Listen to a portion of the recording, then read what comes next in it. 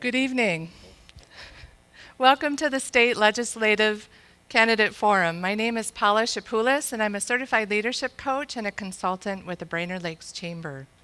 I'm honored to be your moderator tonight, and we're proud to partner with all 5 area chambers of commerce, the League of Women Voters, and the Brainerd Dispatch to bring you this event.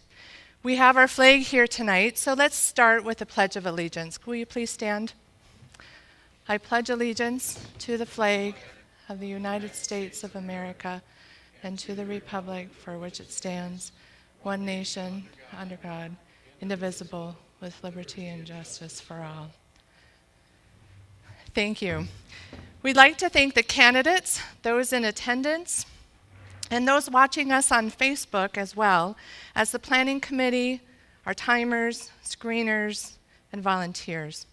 A special thanks to Grandview Lodge for donating this beautiful space to host this tonight. Will you join me in a round of applause to thank all those involved? As you know, we all have a right to vote and a responsibility to make an informed choice. These forums are a wonderful opportunity to get to know our local candidates by hearing from them directly. Today's event will be live streamed on the Brainerd Dispatch Facebook page and will be available for viewing through Election Day. Our live broadcast is made possible by a grant from the Brainerd Lakes Area Community Foundation, so we thank them for allowing us to bring this to a larger audience. Tonight, of course, our focus is the state legislative races.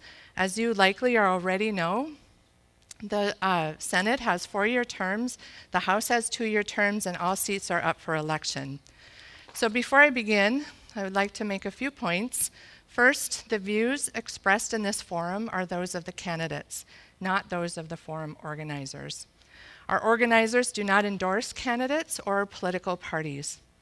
We also ask our attendees to be as quiet as possible while the candidates are speaking so that everyone is able to hear. Please hold your applause until the forum has ended so that the candidates have all the time possible to make their points. No photography or video recording is allowed during this forum, but a video recording will be available on the Dispatch Facebook page through Election Day. So audience, you are welcome to submit questions for candidates either on these note cards provided. If you need one, you can kind of raise your hand. Colleen in the back has them, and she'll bring one to you. So, or if you're joining us by Facebook, feel free to write a comment in the comment section on that Facebook page. So questions that are unclear or hostile of a personal nature will not be used, and we do reserve the right to reword or consolidate questions in order to cover as many topics as possible.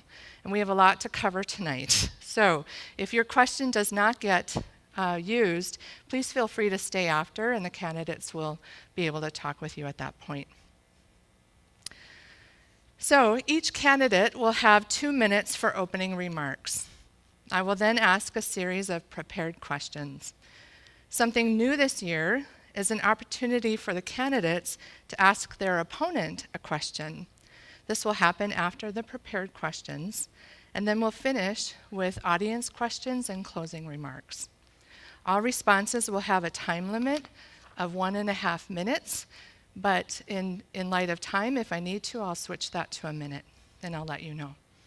In addition to the candidates asking each other questions, our planning committee added another feature. The candidates will have the opportunity for a 30-second rebuttal twice during this forum. They each have cards. They have a blue card and a yellow card. So that's 2 chances. So hold your blue card up for the first time you want to respond, and I will call on you.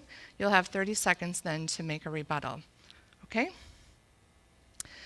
To ensure fairness, we will rotate the order for answering. If time runs out, I will call time. But candidates, you're allowed to quickly finish your comments. So we'll start tonight's forum with our House of Representative candidates. We'll do a 10-minute break to switch then for our Senate candidates.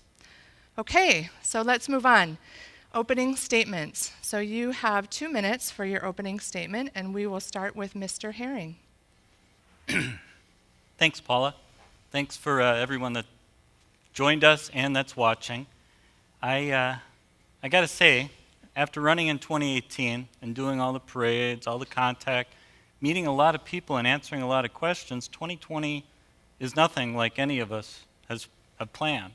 And honestly, I think we all had other things in mind this year, including how things are going right now. I'm a father of 2 daughters, 2 granddaughters. My wife Jill has tolerated me for 30 years, so we had a lot of different plans for a 30-year anniversary this year. But what came to our concern this spring was the transition that was happening so quickly, like all of us were wondering what was going on, and observing how the legislature was addressing this and whether they were taking it seriously or not, and how that affected how people witnessed this, and whether or not we wanted to follow what science thought or we wanted to follow some opinions, whether we were going to wear masks, whether we weren't. So my concern in 2018 about the affordability of health care, education, housing, all of a sudden that was front and foremost for us this year. So our concerns have been magnified. Who's addressing that? Who's complying with it? Who's in our best interest right now? And whether or not, our legislative body is actually voting no to help out with COVID funding. COVID funding is being allocated to help, not just with our schools, but with our health care, and is our representation voting no? So I'd like to see some change. Thank you. Mr. Poston. Thank you very much. I'm State Representative John Poston. I look after District 9A, which is Southern Cass County, Todd, and Wadena County. I'm ending my 2nd term, running for my 3rd, and I serve on the following committees in the legislature: Agriculture, Food, Finance and Policy, Public Safety and Criminal Justice Reform, Corrections, and I also serve on the Legislative Water Commission. I am endorsed by the following: the Minnesota Chamber of Commerce, the Minnesota Farm Bureau, NFIB, which is the voice of small business in Minnesota, MCCL, our largest pro-life agency or organization, I am rated A with the NRA and endorsed by the NRA. I'm A+ rated and endorsed by the Minnesota Gun Owners Caucus. I am endorsed by the Minnesota Police and Peace Officers Association. And I live in Lakeshore, Minnesota with my wife Pam and our Cocker Spaniel Molly. And I would like to thank the League of Minnesota Voters, the Brainerd Dispatch, the Brainerd Lakes Chamber of Commerce, and Grandview for holding this event. We all enjoy coming to this event year after year. This is a little bit different than it's been in the past, and like Alex said, things have been very different. For me, normally I had about 20 parades. This year I had 1. For me, I normally had 4 county fairs. I had none. Lots of other community events were canceled. This has been very different. It's hard to door knock. It's hard to go out and do these things in this COVID environment, so it's been very, very different. But I'm very pleased to be here tonight, and thank you all for coming, and thank you all for being engaged. Great, thank you. Mr. Heinzman, would you like to go next? Sure, that's fine, thank you. I'm assuming that we're going to be sitting for most of this, so I'm going to just go ahead and remain seated. I'm glad to be here today. A lot of you know me, and I know a lot of you. I've served the last 3 terms, 6 years, representing District 10A as the state representative. Earlier, we heard that we're going to be submitting questions from the audience. And I'm just going to launch right into what I think is going to be the most pressing issue facing the state of Minnesota in the coming biennium. We have, by all accounts, what could be as much as a $6 billion deficit that we're going to have to wrestle with, which would be the largest deficit in the state's history, if I am doing the math correctly, coming biennium. That's going to affect education, potentially. That's going to potentially affect health care. It's going to affect roads and bridges. It's going to affect environment and natural resources. It's going to affect virtually everything. And so I hope that you're thinking about what that might mean for all of us in the state of Minnesota, and what that might mean for you personally. Could be something that might come into the form of a question today. If we don't deal with this issue very carefully, we could be looking at a huge problem for state and local government. Every time you hear about what we could be doing more tonight, which we all agree, when it comes to each of those categories I mentioned a few moments ago, we could be doing more. Think about that in the context of how do you pay for it? Because we are one way or another going to have to find a way, and it's either you raise taxes or you find cuts. That's what we're up against in the coming biennium. Great, thank you. Mr. Menk, you're up next. 2 minutes. Well, my name is Dale Menk. I am running for Minnesota House District 10A. I work here in the Brainerd Lakes area. I'm a building construction worker. I've lived in the Lakes area for 20 plus years, made a wonderful family here with my wife and our kids. Brainerd Lakes area is my home, and I want to take care of the people here. There's a lot of things that affect all of us: health care, making sure our kids have a good education, making sure that workers can earn a decent wage so that they can provide a good life for their families. And for a lot of people, the problems getting in their way have been compounded a lot this year due to the COVID-19 crisis. Now, my question is, do we deal with the crisis by using data and facts, or conspiracy theories and wishes? Do we adapt and overcome, or do we drag our feet, whining and crying the whole way? Yes, there's going to be issues with the state's economy and taxes coming up. And yes, we need to deal with that. But I think we need to remember that our economy is driven by the working people in our communities and the small business owners in our communities. So we need to take care of them people first. That includes better access to health care, good education for our children, living wages. We need to take care of the people in our state if we're going to expect our state to get up and overcome this obstacle. Thank you. Great, thank you. Dale Lewick, you're up next. You have 2 minutes.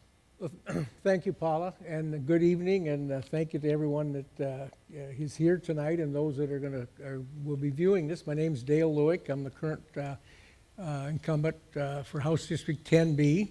That's all of Aiken County and a major portion of Crow Wing County. We've got over 80 townships in the district. A lot of 18 small cities. It's a big district with a lot of needs and a lot of issues.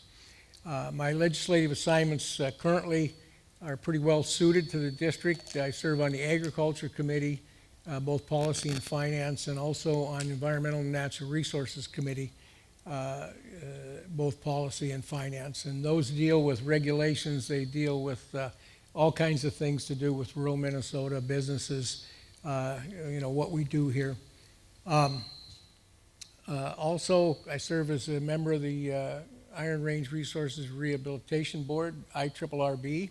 I'm current vice chair of the Permanent School Trust Commission. I've served as chair of that. My lovely wife is here with me tonight. We've been married 51 years. I graduated from Aiken High School in 1967, grew up on a farm. We actually live on that farm, or at least my granddad's farm, and we still farm there. We've got 2 grown children. We've got 5 grandchildren and 2 great-grandchildren. So I look forward to discussing all kinds of issues tonight, and hopefully this will be very informative for everybody. So thank you very much for attending, and going to be a great evening. All right, thank you. Gayleen Spolerich, would you like to? Well, good evening, everyone. I'm not sure how I ended up at the end of the line here with all these gentlemen. Miigwech to you all for being here and allowing us to debate. I'm used to debating with children and staff, so this will be interesting for me. I'm an Indigenous mother of 3 grown children. I have 5 grandchildren, and I am a caregiver of 4 young children that we took in, my husband and I. We took in as foster children 6 years ago and now have permanent guardianship of them. So we've taken long distance learning as how we're going to school because my husband is an insulin dependent diabetic. So I thought twice about even coming because we don't get out much since COVID. And it's the grocery store and all of the absolute necessities. So I thought twice about coming and being in public, but there aren't that many of you here, so I'm okay with all of this. I've worked in local and tribal government for the last 25 years, so I spent most of my career working with children and families. So that's what is most important to me is people, the people, and working together for all of us, just not the chosen few. I was an essential worker. During the COVID, we were able to supply our families. And I look like I'm running out of time, but I'm excited for this.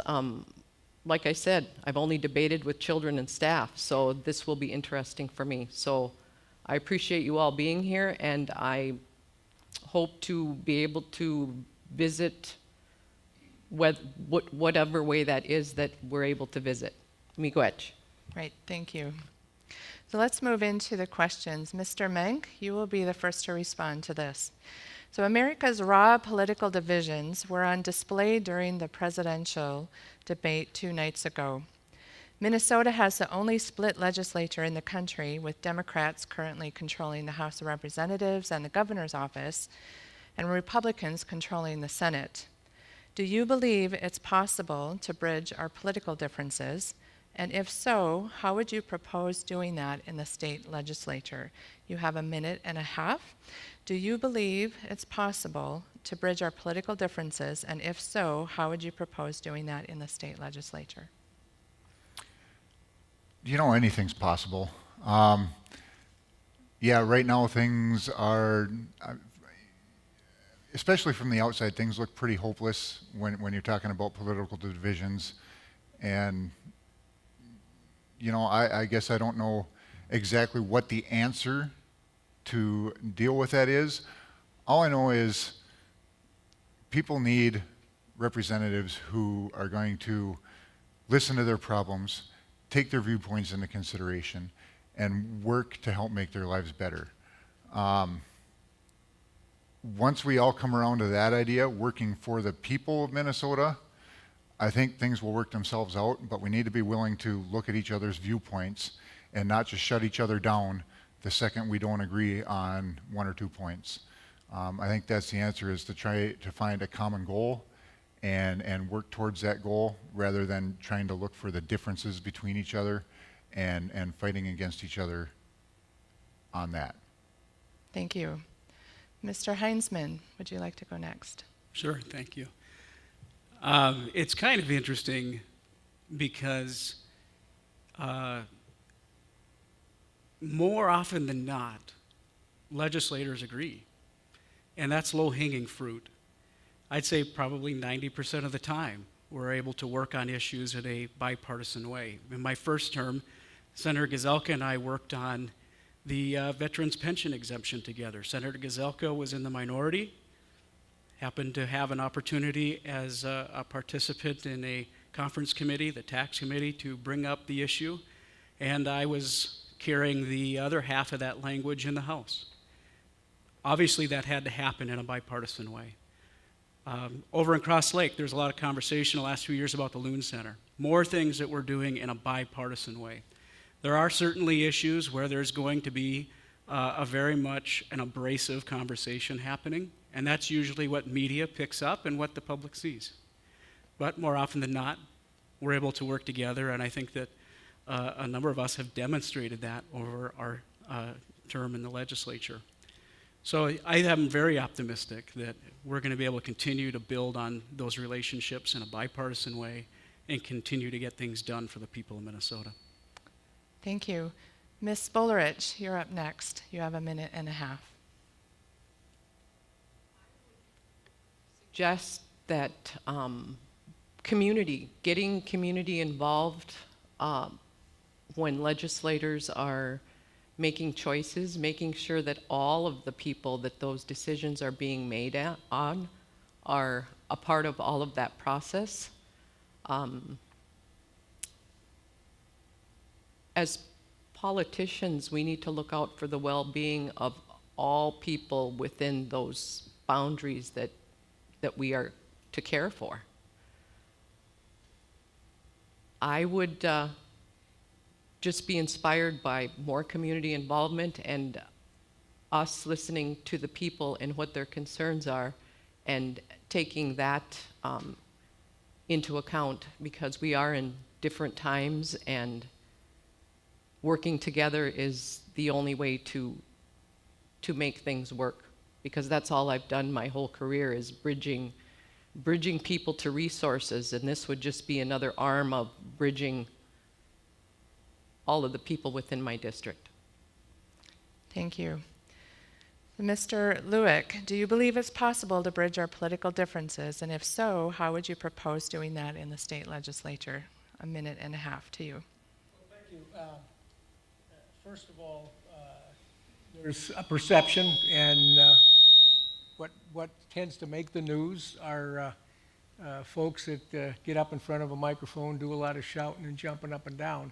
I find that we get stuff done. I've been there 6 years now, and we've been in the minority, been in the majority, both House and Senate. What really counts is the ability to work with everybody to the common interest of all of Minnesotans. My experience as a former member of the Aiken County Board, where there were only 5 of us there, and our focus was, okay, what's the issue? How do we resolve it in a rational manner?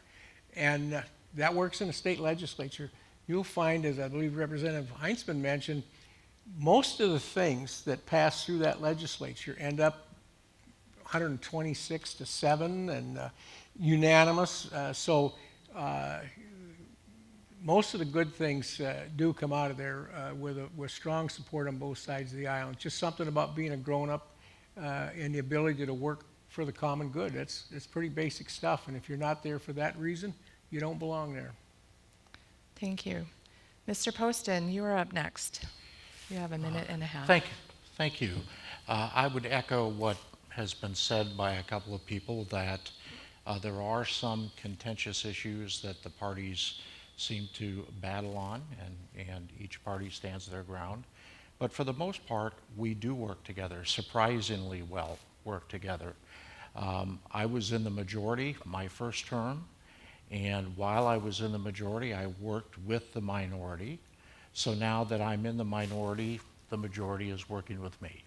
So you create relationships across the aisle. You work with people that you can find common ground with and try to get some good things done. I've actually been able to get some bills passed in the minority because I've had majority members that I've worked with that have been able to take those bills or that legislation and get them over the finish line.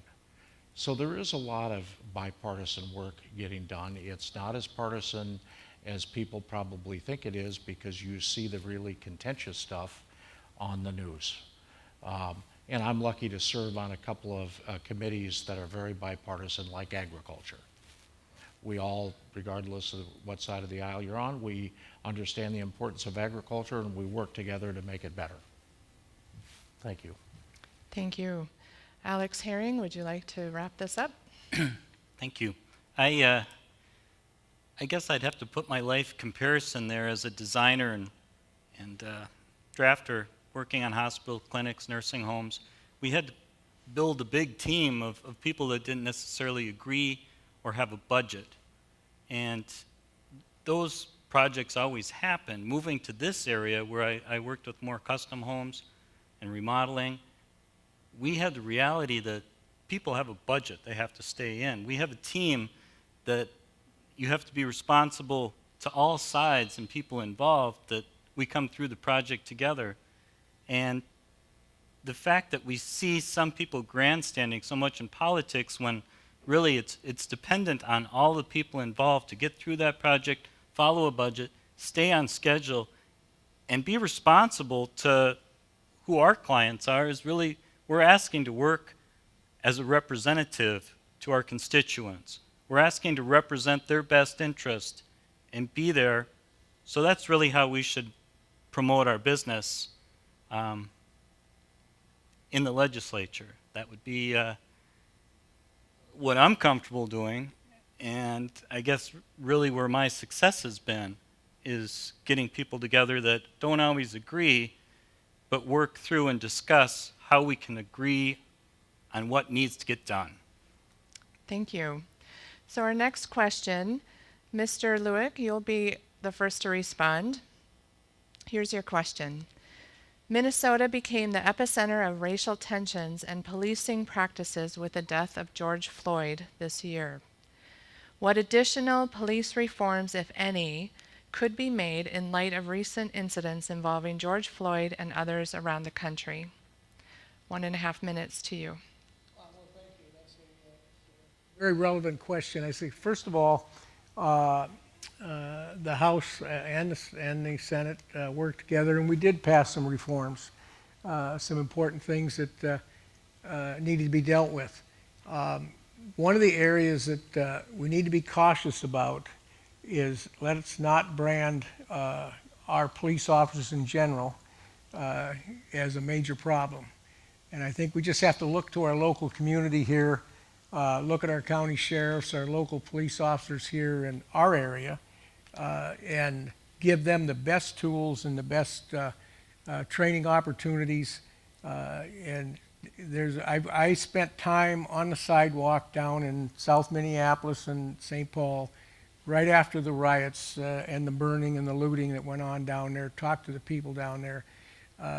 Their concern was the police didn't come, they couldn't come, and not only did the precinct be burned down, but there are businesses all around it. So please don't confuse what happened down there with the way we do law enforcement here in rural Minnesota, at least in Aiken and Crow Wing County. We've got some top-notch law enforcement people.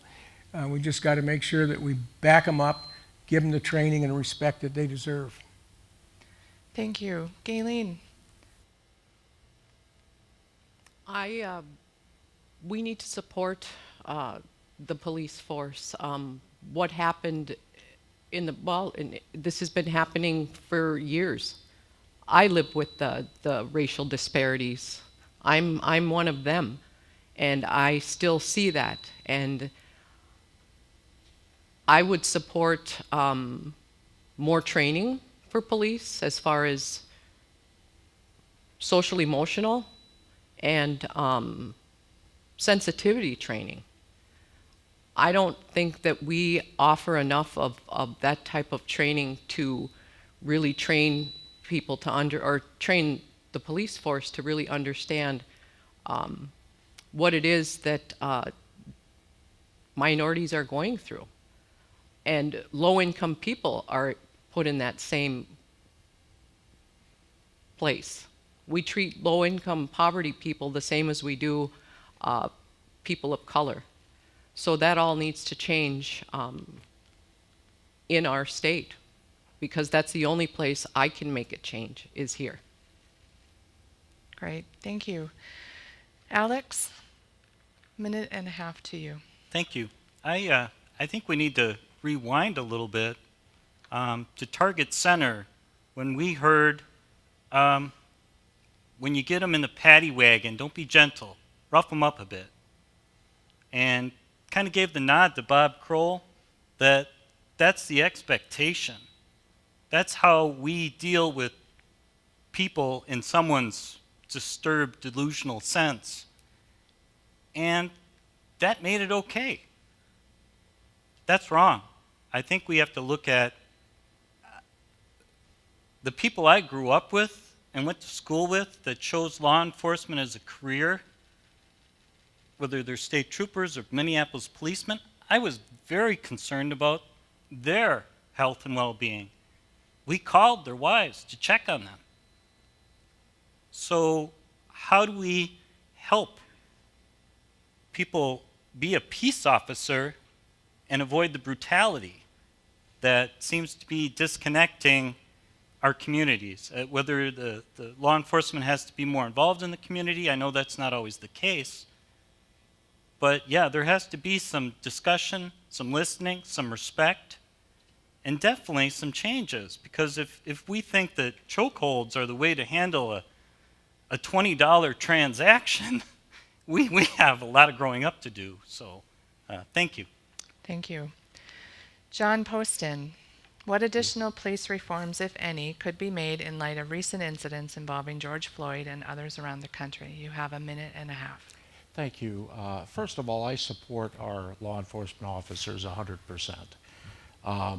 Having said that, there are some things that we can do, and like Representative Lueck said, the House and the Senate came to an agreement on, I want to say, 11 different measures that we put into place before the end of our regular session, or maybe it was in our first special session, I don't recall.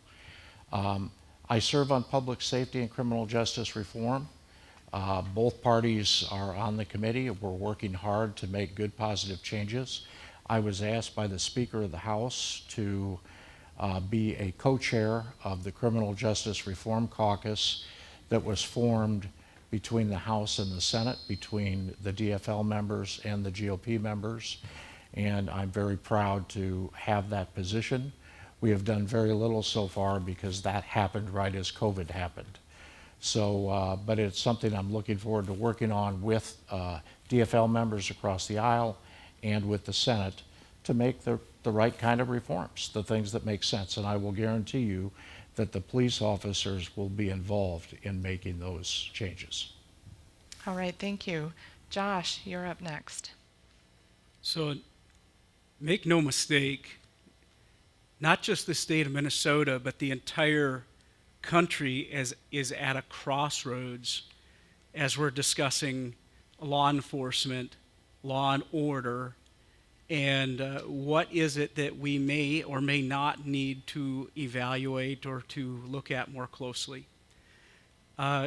Representative Poston brought up a few comments relative specifically to law enforcement in support, and I would echo those, Representative Lueck as well. The very first thing that we need to do, and we have been doing, I know probably a number of us did this, is pick up the phone and talk to our law enforcement locally.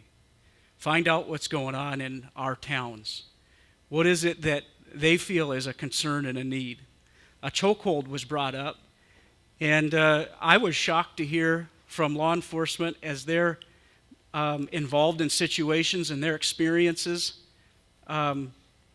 They were very concerned that leaders around the state and around the country immediately began making judgments about the facts in a situation that was virtually unknown and uninvestigated. We all saw shocking video. But then what should the reaction be? And then how do we move from there? And I think that we all agree that those conversations with law enforcement and with communities are important. Hopefully those takeaways and the solutions come from the facts as opposed to a very charged, emotionally charged situation. Thank you. Dale Menk? So yeah, this is a very difficult subject. I just want to point out, when you say the system is flawed, and our justice system is flawed, it disproportionately affects minorities and people who are on the lower income brackets. That's a fact. Now, when you say our justice system is flawed, that doesn't mean cops are bad. That means we need to work on it.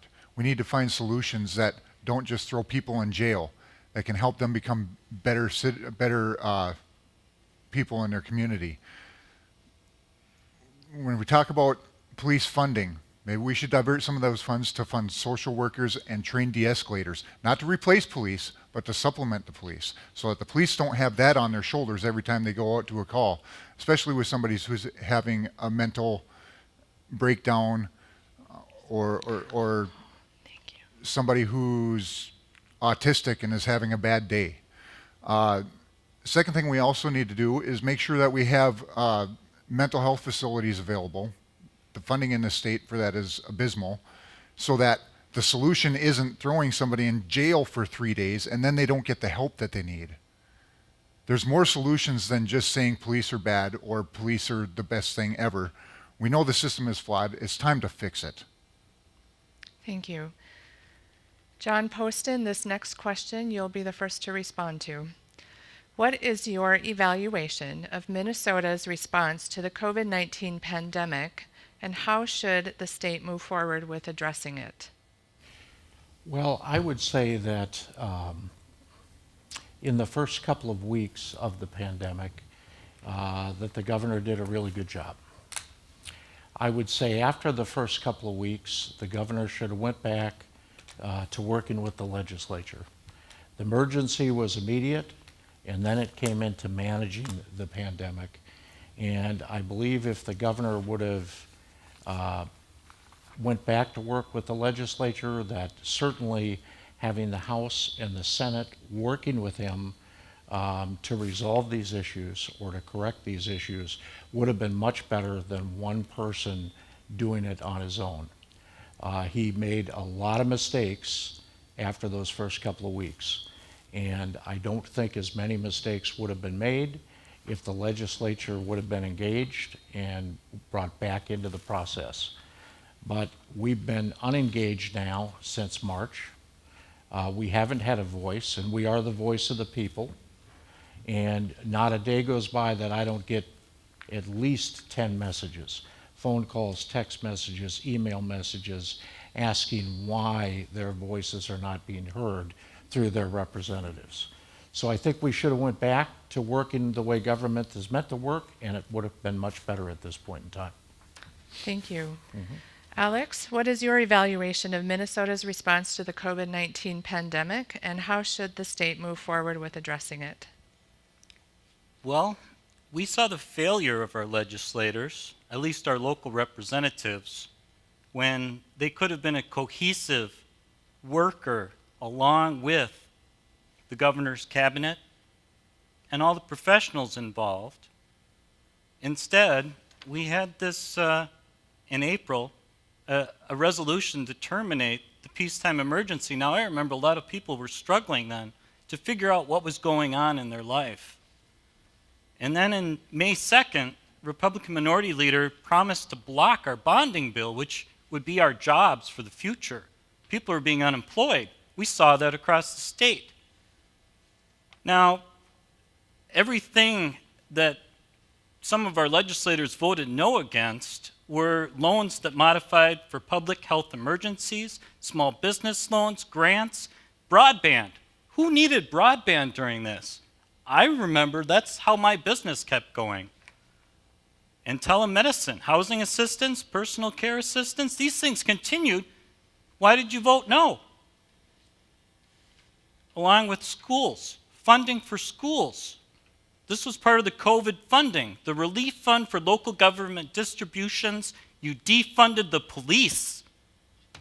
Right here, June 19th. You did not do your job. Governor Walz had a full plate, and you did not do your job. Why is that? That's time. Thank you.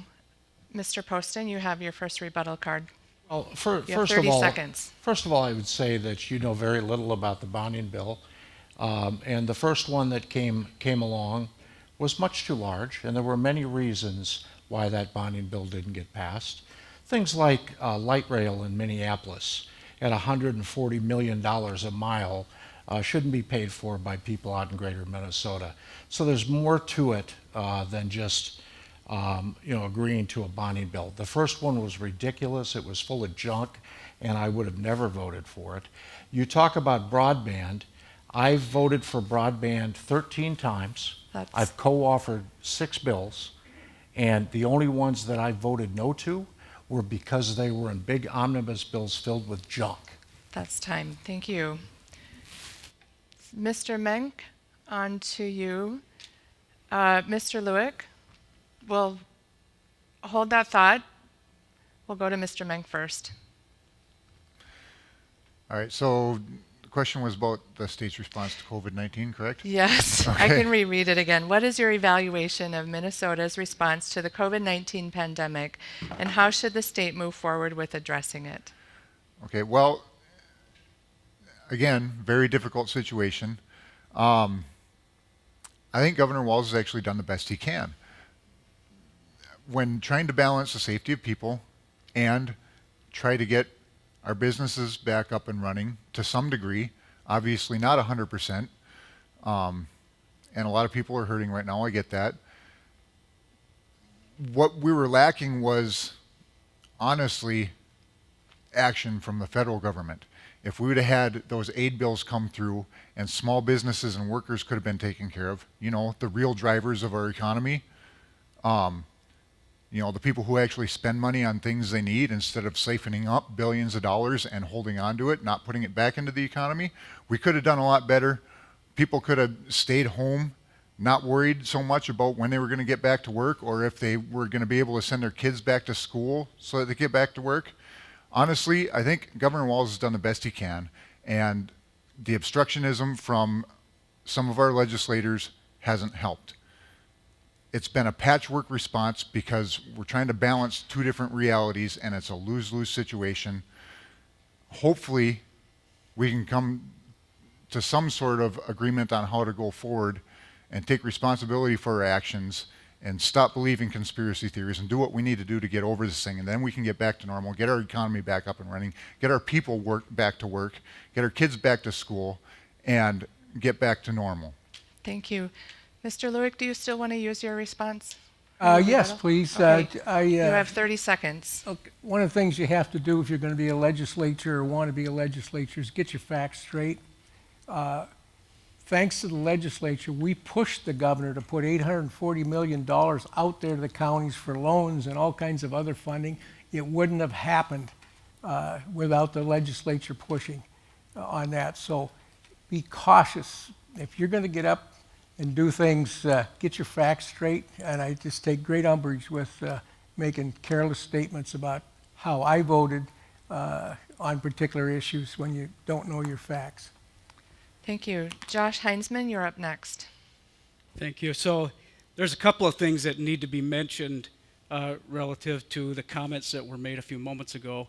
Representative Post and Representative Lewick have covered a number of them. I'm going to cover a couple other. Number one, if you look around the entire country, the response from Democratic governors has been almost the same. If you look around the state of Minnesota to the east, to the west, to the south, you've seen a completely different response than what we have come to experience from Governor Walz here in Minnesota. He has decided to go it alone, and I think that Mr. Mink's comment about him doing the best he can is a great comment because, unfortunately, he didn't do very good alone. And that's exactly the choice that he made, was to do everything that came to fruition here in Minnesota and continues to be in place with our businesses shut down and with mandate after mandate hurting my community, my district, refusing to listen. We'd have to write letter after letter even to get our dock workers to be able to access the lakes. And this governor would not listen. Look around the state. Look around the region. Minnesota has almost twice the per capita death rate of any of the states in the proximity to us. Why? Because this governor, in his infinite wisdom, decided to send COVID-positive patients into nursing homes. It has been a disaster under the Walz administration. Thank you. Gayleen, would you like to go next? You have a minute and a half. Governor Walz did, to me, in the work that I do, the best job that we would listen weekly to know what we were able to do or not do. And the unfortunate part about what he was asking or mandating us to do, not everyone followed that rule. So many people weren't wearing masks, they were out in public. That, to me, had we followed Governor Walz's orders better and did exactly what he asked us to do as Minnesotans, we maybe would have not had all of the outbreaks that we've had. But I truly support how he handled it, because every decision that we made in the education system was based on what those mandates were, and that's how we set up all of our protocols so that children could be safe while they were in our care. Thank you. Mr. Lewick, you have your minute and a half response time. Well, thank you. I say I spent 28 years in the military and dealt with a lot of very uncontrollable situations initially that you had to get a hold of, and I appreciate the governor did the right thing by shutting things down and getting our act together, getting our hospitals up to speed, do those things. But down the road, that business of not forming the team and getting the job done with everybody, he miserably failed with that, and he continues to this day. And I'll just give you one example for in our area here. The Developmental Achievement Center at Aiken. They specialize in caring for the permanently disabled among us, adults and young adults. It took us two or three special sessions to get the proper funding and relief so those folks could continue to serve those clients. Wouldn't listen. I co-authored bills with people across the aisle. I mean, we all tried. It was the governor's people that were standing here saying, oh, no, we don't want to do that. Would not listen. Well, it's taken us 30, 40 years to build those facilities up to care for our permanently disabled, and you can't run those without the funding. And he almost destroyed it. Now, he finally listened, and that stuff went through unanimously. But it took 3 special sessions, I believe, to get it done. Failure on teamwork. Thank you. Just a reminder to the audience and those with us on Facebook, if you haven't had a chance to write your question, please do so now. We are moving into the part of our segment here where the opponents can ask each other a question. And Josh Heinzman, we're going to start with you.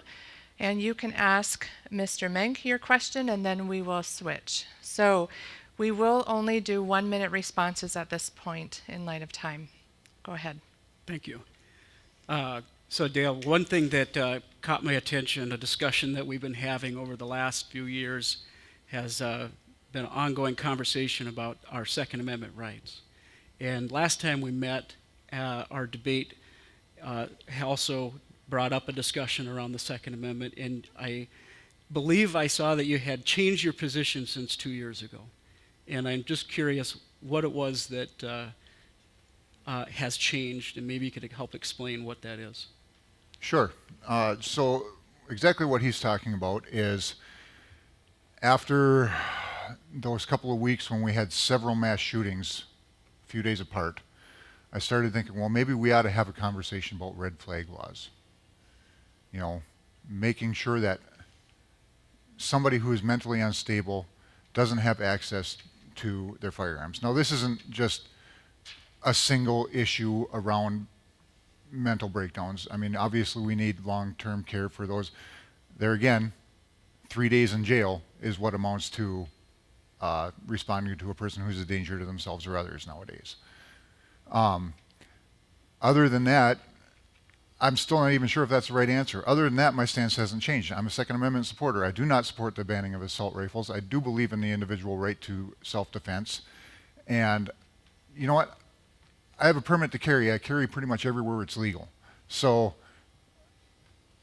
to say that I'm not in support of the Second Amendment would be inaccurate. That's time. Thank you. Before we move to your question for Mr. Heinzman wants to use his rebuttal card. You have 30 seconds. Thank you, and I appreciate that, Dale. That is an important issue that does need to be discussed, and I think this is a good place to do it. There's lots of big issues, that's one of them. But relative to red flag laws, folks, the last thing we need is neighbors calling in neighbors, spouses in situations where there may be separations and lots of other complicated scenarios playing into a discussion about firearms is a recipe for disaster. And I just want to make my position clear that I certainly wouldn't favor that. And I appreciate that, Dale, you would share. And it's controversial, but it's something that we're discussing here tonight. Thank you. Thank you. Mr. Menk, would you like to ask Mr. Heinzman a question? So, Josh, you pride yourself on being pro-life. You were one of 22 legislators that voted against the Alex Smith emergency insulin bill. Why would you vote against something that can improve the quality of life of a lot of your constituents and, in fact, save lives? And Josh, you have 1 minute. Really appreciate the question, Dale. I am the only legislator on this stage to vote against it, and I understand everybody's strong feelings about this issue. And my personal concern is about how do we handle these issues when it comes to private industry as the state of Minnesota. And what's the difference between forcing a company that produces insulin to provide their product for free compared to walking into another area of industry or business in the state of Minnesota and saying, we see a need over here, and as the big state of Minnesota, we're going to write legislation that mandates that you give your product away to somebody who is in need. That's a slippery slope, folks. And I appreciate the question because while on one hand, my heart is tugged just like everybody else's when it comes to this issue, the slippery slope is a concern that has to be considered, and the impact could be going forward very negative. Thank you. We're next moving to, sorry, go ahead. You have your first response card. Okay, I get it. I get where you're coming from, but nobody's asking these companies not to profit. People are asking these companies to not place profit over human life. If everybody had access to medical care, it's no secret I support a single-payer system, then these would be moot points. The state could bargain with these companies to come to a fair price and make sure people could access life-saving health care and medications. Josh, you'd like to use your second rebuttal? Thank you. And that's your final.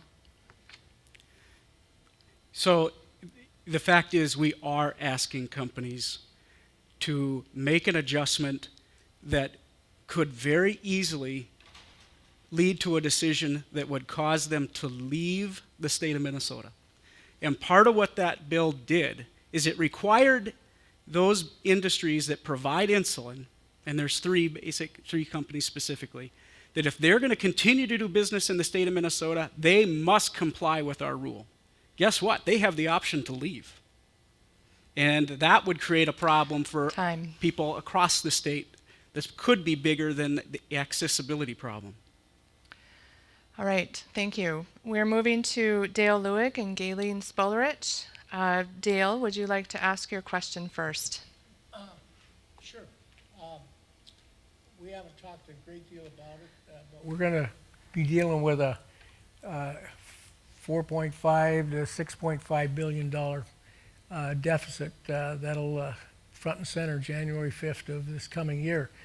We already spend almost 80% of the budget on education, health and human services, and higher education. So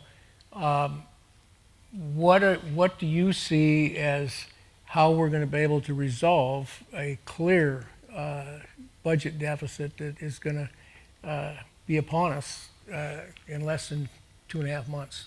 And I would look at the 80% that the funds are going to currently and look at how efficient are they? Are they working? And if they're not working, then we need to shift where those funds are going. I would also like to see the tax code looked at, because I don't think that earners in Minnesota pay a fair tax. It's out of balance. The middle class is paying more in tax, so we need to look at how those taxes are being spent and who's paying those taxes. Thank you. Gayleen, would you like to ask Dale a question? I would. So, Dale, you sit on the IRRB board. So my question, and this has been on my hot plate for a while, the Fond du Lac tribe had submitted a grant for clean water through IRRB, but they were denied. So I guess I don't understand why they were denied an infrastructure to clean their water supply.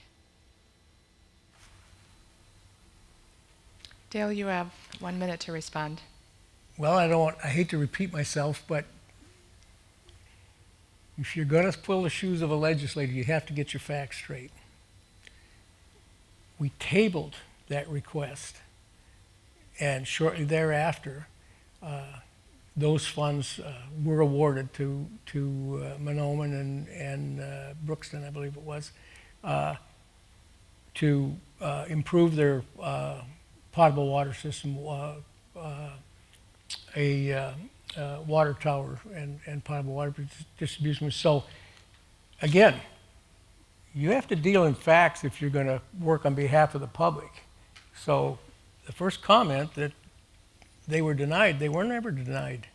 And in fact, they were awarded, and they've got those. That process is moving forward. IRRB has already released that whole process. A lot of paperwork goes with it. Now, That's there was time. but again, please. Thank you. We're moving on to Alex Herring and John Poston. Alex, would you like to ask your question first? Yes, I would. I'd like to thank the League of Women Voters for sponsoring this evening's event. My question is for my daughters and my granddaughters, since they are the future. Women are more than half the single-parent wage earners, 2/3 of minimum wage earners, 2/3 of tip workers, 2/3 of seniors living in poverty. They're pretty key in the essential workers that are fighting to preserve our health care and our hospitals. And why are they not equal for pay, retirement benefits, or receiving access to affordable health care and child care?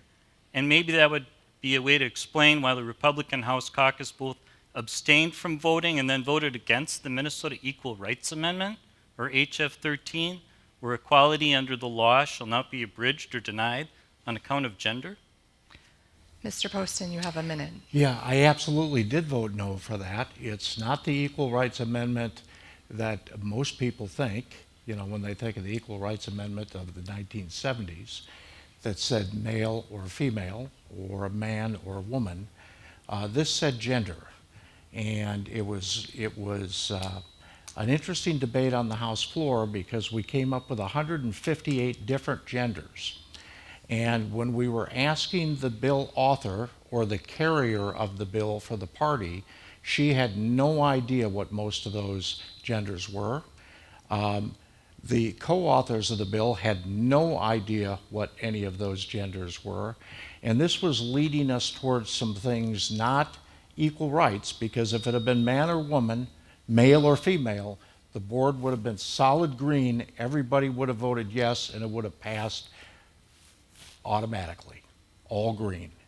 But this was taking us towards some things that scare a lot of people, like Planned Parenthood Time. teaching sex education in our schools. So there's more behind this. Thank you. Would you like to respond to that? Yes, I really would, because I think the topic of sex education in our schools and in our community is a crisis right now, where we're looking at that sexually transmitted diseases have doubled this year. Doubled. And if you try and get some, what would you call that, contraceptives, things like that, birth control, we're talking about, there's only one doctor at Cuyuna Hospital out of 8 that is even going to prescribe That's time. reproductive health care to our children. So, Mr. Poston, you can use a response card to that if you like. Sorry, I'm Okay, so sorry. you have 30 I seconds. I would say that, Alex, you probably didn't look at the Planned Parenthood training for schools. And I would recommend that you do. You go back and get the book and take a look at it, because these precious daughters of yours, and they are, and young ladies all over the state are. But when you're looking at a book, and I'm about to get really embarrassed, but I have to say it to make my point, but when they're recommending that young girls engage in anal sex and oral sex because they won't get pregnant in a book that they're going to use in a classroom in one of our schools, that is just wrong. That's time. Thank you. Mr. Poston, would you like to ask Mr. Herring a question? Yeah, I sure would. Alex, you've done some negative campaigning lately, and you've told some really untruths and didn't really have your facts right. But one of your themes is that I'm out of touch. So I want to ask you about a few of the things that you have put out recently. One is that, obviously you want to see legalized marijuana. And I would say that puts you very out of touch with District 9A and Greater Minnesota. You also made a comment on your social media that says you stand with Ilhan Omar. And I'd like you to kind of explain that, because that is really out of touch with District 9A and Greater Minnesota. So, Alex Herring, you've got 1 minute to Is that one respond. question or two? Do I get two response times? You get 1 minute. All right. It's a quick one. Yes, I feel that legalizing recreational marijuana would help address this deficit that we're looking, that's going to happen no matter what, to our tax base, where we're not interested in raising taxes for anybody. We're looking at alternative methods to find out if even marijuana is helpful, to do the research, to spend the funding to do the research, to open the freedom, where many seniors are looking at recreational marijuana as a solution to some of their anxiety issues. And we look at people suffering from epilepsy, where they have struggled to get their children a little bit of marijuana for medical reasons. So yeah, the lockdown on this, I think, is actually, you are out of touch with how real people are looking at this could be a potential health. And what is wrong with standing with Ilhan Omar when she's talking about the big money that we're seeing polluting our government at the federal level and across the globe? That's time. Thank you. Thank you. We're moving into audience questions. Ms. Bolerich, you're up first to respond to this question. And again, you'll have a minute to respond. Mental health has become a crisis that impacts families, law enforcement, social services, and the business community. What, if any, could the state do to address mental health issues? What, if anything, could the state do to address mental health issues? Mental health issues are a crisis in our country right now.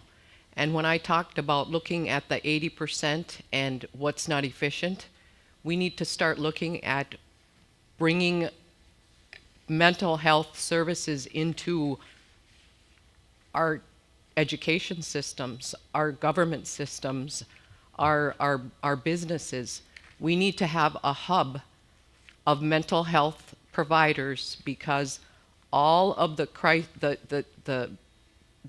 bad things that happen, the root of the problem is generally someone that has mental health issues that they have never taken care of. So Iowa has a mental health hub where they have providers in every education system and in the businesses. So that is what Minnesota needs to help That's time. with the problems of mental health.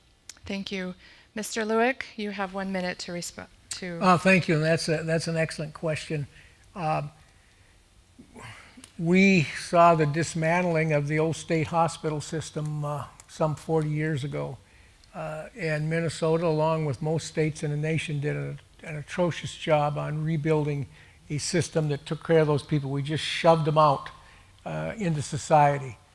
So I agree with Galen that we've got to, within that finite pot of money, no new money, we need to go over and say, you know what,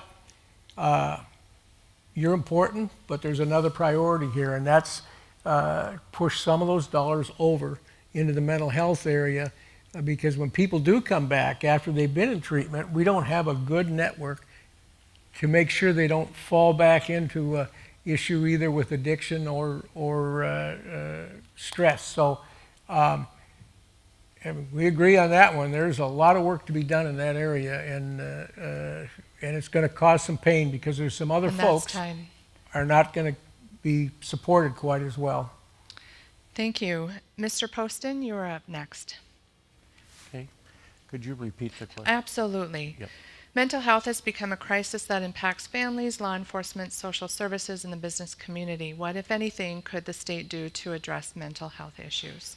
Well, I think there's many things we can do to address mental health issues. Myself, serving on the Agriculture Committee, we're working with mental health in agriculture, which has become a really big issue with the farm crisis that's going on out there. We've had many suicides in our farming community, and it just keeps going up and up. So I've been working with Minnesota State and with the University of Minnesota on supplying more counselors, mental health counselors for our farmers, and more farm business advocates. And it's really important because when these people start to fail in their business, it's not just a business, it's usually a family legacy. It's something that's more than a business. It's been in the family for many, many years. And failing, in a lot of cases, leads to suicide. So that's one of the areas that I'm personally working on. Thank you. Mr. Herring, what, if anything, could the state do to address mental health issues? You have 1 minute. Back in the 80s, I worked on some of the design teams for the Anoka Regional Treatment Center, and that was for all the treatment centers throughout the state. So there was a significant investment in doing something. In 2018, when I ran for office, we learned that there was one mental health counselor for all the farmers in Minnesota. One. And I'm pretty sure all of us have some family member or friend that's had to deal with some mental health crisis. And we run into them in the store and they're talking about their kid. You know, they went through a crisis with facing suicide or hurting themselves. They went to either jail here, which is the wrong place, not just for the person, but for the jailers themselves. They don't need to deal with that. But then they're transferred to Fargo, where there was a bed available, so they had to actually run back and forth trying to take care of their loved one. So, yes, there's significant investment that's needed. Thank you. Mr. Dale Menk, you're up next. Well, I think the answer to this comes back to access to health care again. We need to make sure that people can access health care and make sure that health care includes mental health services and addiction services. When people can't access these things, they just relapse. You know, people with addictions have more tendency to relapse when they don't have long-term care available. People who, again, have a mental break, go to jail for 3 days and then are released. There is no mental health care long-term for them.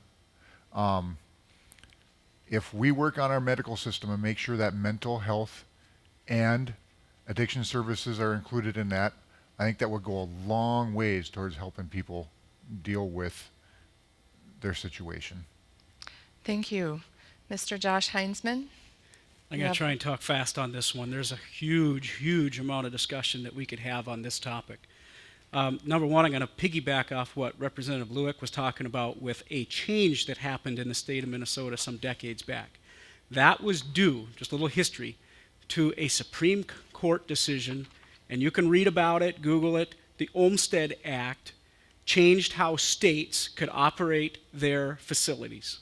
And each state took a position on that and adjusted their systems to try to comply with that decision. And many states took an extreme perspective and view, which I would argue Minnesota did.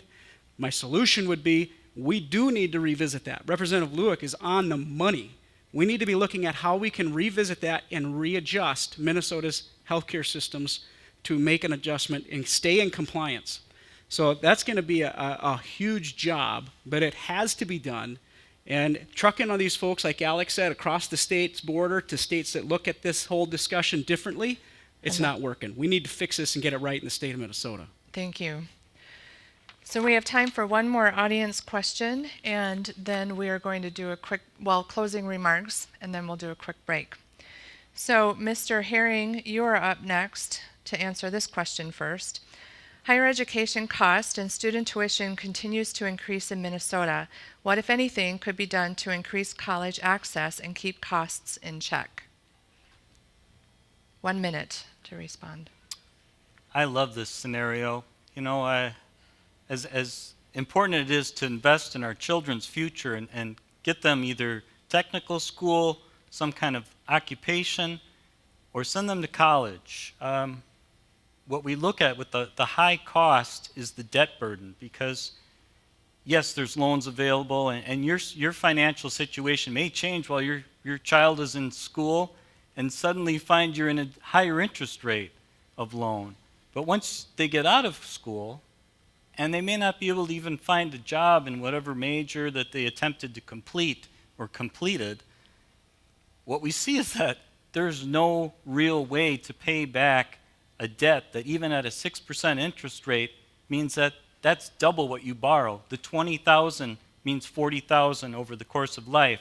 So we need to look at the interest rates. We need to look at this. If this is a government loan screwing not just children, our students, but parents who are also responsible co-signing those loans, congratulations, we could have a winner. Let's do that. Thank you. Mr. Poston, you have 1 minute. Thank you. You know, I agree that there certainly is a debt problem.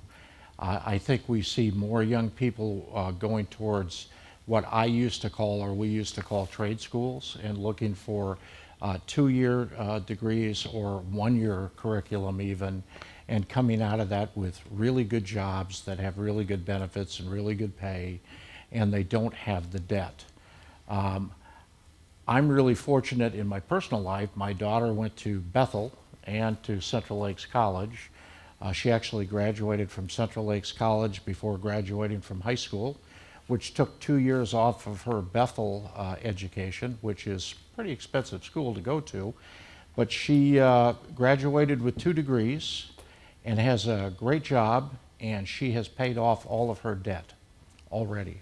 So it's possible to go to a 4-year school, to get that kind of education, go to that kind of school, and be conservative and be able to pay off your debt in a reasonable period of time. Thank you. Josh Heinzman, what, if anything, could be done to increase college access and keep costs in check? You have 1 minute. So there's an ongoing debate about whether or not we should pay for college education as a state of Minnesota, or even the federal government make college education free. And I've always kind of laughed because here in the state of Minnesota, we have something that is absolutely unique, at least at its infancy. Now it's more common throughout the country. But the option for kids to be taking college in the schools or to be a full-time PSEO student is exactly that, free college education. We don't promote it. Most kids don't even know about it in the state of Minnesota. That's absolutely the first thing you do, is let them know that they currently have access to free college education right now.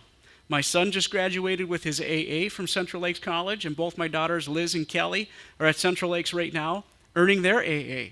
And it's free as a junior and a senior in the state of Minnesota. Incredible. Thank you. Mr. Menk?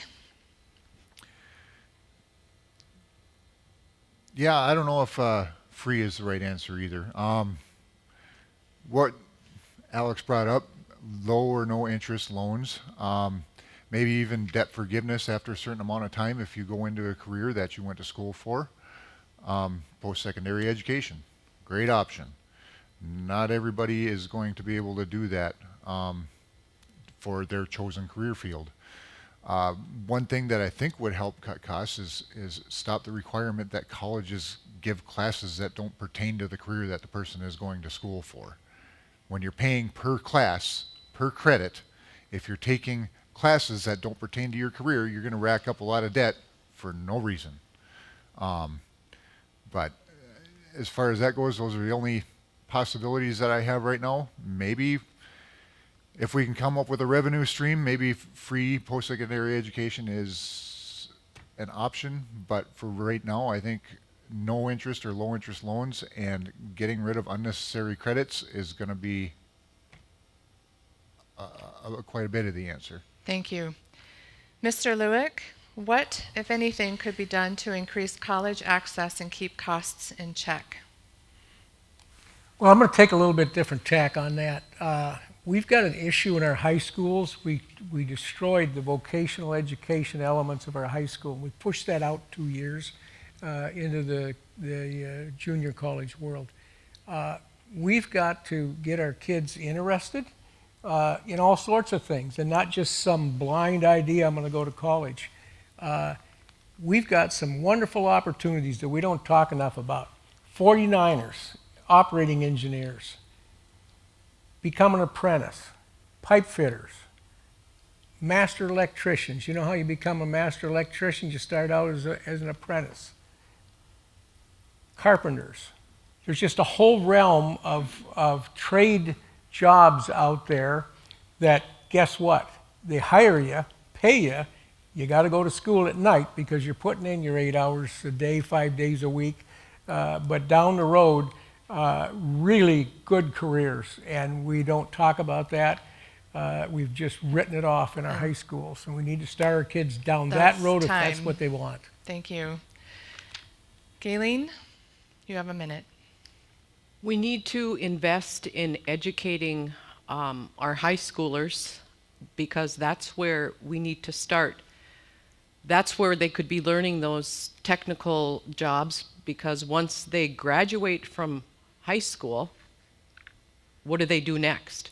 We need to invest in on-the-job, more on-the-job with these youth so that they can understand what it's like to actually have to go to a job and have that responsibility.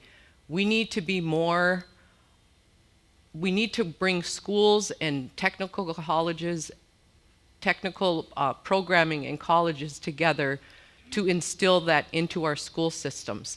Just like AmeriCorps, work it off. We have a crisis with workers. That's how we put people to work. We put our youth to work learning job skills within the high school. Thank you.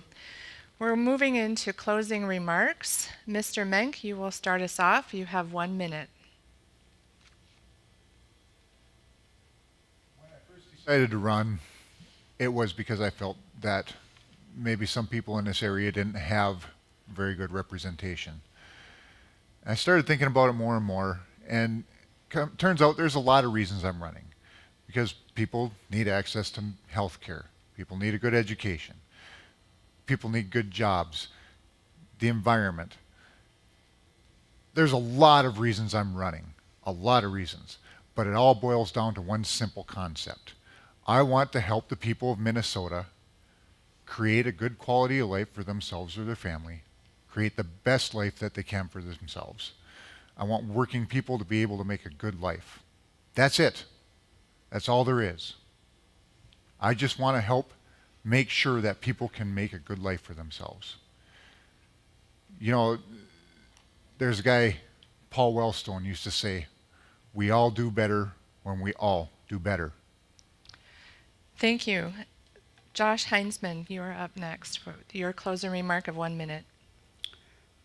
So this has been really, really nice. I've enjoyed the new format. Nice job to the chamber and to the league. It's been great to have the opportunity to speak and talk to the people of District 10A as to what my views are and my perspective on a number of issues. If people would like to reach out to me further, my cell phone number is out there, 218-820-5674. It's been that way since I started in the legislature, and it'll continue to be available. Anybody wants to give me a call personally and maybe discuss an issue further. Really thankful to have a number of endorsements, and endorsements do matter. I'm endorsed by the NRA, Minnesota Concerned Citizens for Life, National Federation of Independent Businesses, Minnesota Grocers Association, Care Providers, Housing First, Minnesota Gun Owners, the Minnesota Chamber of Commerce, and then the Farm Bureau, and last but not least, MPPOA. Proud of those endorsements, and if you'd like to know more about what they're about, feel free to check into them and see what their opinions are of us as legislators. Thank you. Gayleen Spolarich, you have 1 minute. I'm running because I am passionate about helping people. That's all I've done my entire career, is helping people. I've been fortunate enough to be able to raise a family in our rural community, and I would like to see livable wages, health care for all, great education systems, a mental health system that supports all of the people that really need it. I'm passionate about being a voice for all people, and not just for profit or unpractical reasons. I would be the voice for everyone, mostly the underrepresented, because that's what I've spent my career doing. Thank you. Dale Lewick, your closing statement. You have 1 minute. Well, thank you to everyone for participating, and a special thanks to the League of Women Voters and the Chamber and all the technical folks that have helped put this thing on. A really good format. I hope you've got a perspective on how each of us think and what we're thinking about in the future. I'm looking to run for re-election again, obviously, because I really enjoy the job. I think I can make a difference. I can continue to put my experience to work for people. There's two parts to this. You see all the stuff that goes on in St. Paul, but the really important thing that keeps me going every day is the phone calls and the emails that I get from individual constituents where I have the opportunity to help them to wade through a mess with a state agency or some other issue that they're dealing with in their life. And that's what one of the most important things a legislator can do, and it keeps you in touch every day with the people that sent you to St. Paul. So thank you. Thank you. Mr. Poston, 1 minute to you. Thank you very much. Again, thank you all for being here and for being engaged. This is great to actually be in a room with people for a change. We've been living in this Zoom world for a long time now, so it's nice to actually be in a room and see people face to face and talk to you. Again, thanks to the sponsors. Thank you for all of you for being engaged. I want to I'm running for another term because I want to continue to do a good job, which I think that I've done, and I enjoy my job. And like Dale, I enjoy the constituent part of it more than maybe the St. Paul part of it. And that's what's really important to me, is being available and accessible to everybody in the district. And I want to continue to do that, and I have some things I'd like to get over the finish line that I haven't. Thank you. Thank you. Mr. Herring, you have 1 minute for your closing remark. Thank you. We reflect on how our life's been, what we've done. I went to Votech. I earned a degree that gave me an occupation that I was able to feed my family, house my family, but there were still challenges. There's always retraining in life. There's always struggles. There's changes in health. And those things that I think so many people are focused in their own lives, trying to get through, to get their kids to school, get their kids to activities, get to work, get home, stay healthy. And at this point, we got our kids out of the house, and I thought, these are the struggles that everybody goes through, and these are the things that mattered to me, was the high cost of health care, the affordability of education. And being a general contractor, I know where housing is a huge problem. That's what I wanted to bring to St. Paul and to serve our community better. And now we're looking at situations where we need legislators that are there for people. So thank you very much tonight. Thank you. Thanks to all the candidates for being here tonight. We appreciate your time. So we're going to take a 10-minute break to switch out our House of Representative candidates for our Senate race candidates. Oh, yeah. A round of applause. Thank you.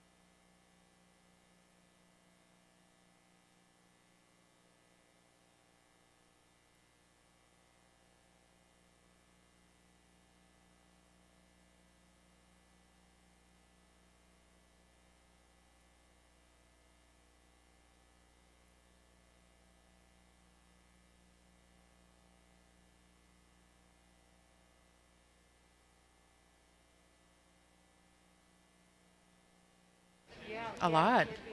Yeah. Yeah. Okay, thank you. All right, we'll get started in just a minute. Please have a seat.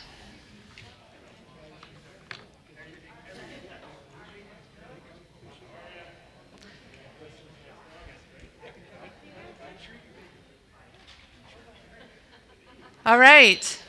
Welcome to the Senate. Welcome to our Senate candidates. We appreciate you being here. To review, each candidate will have 2 minutes for opening remarks. I'll then ask a series of prepared questions. Something new this year is an opportunity for the candidates to ask their opponent a question. This will happen again after the prepared questions, and we'll finish with the audience questions and closing remarks. In your responses, you'll have 1.5 minutes, but we'll probably reduce that to 1 minute at some point along the way.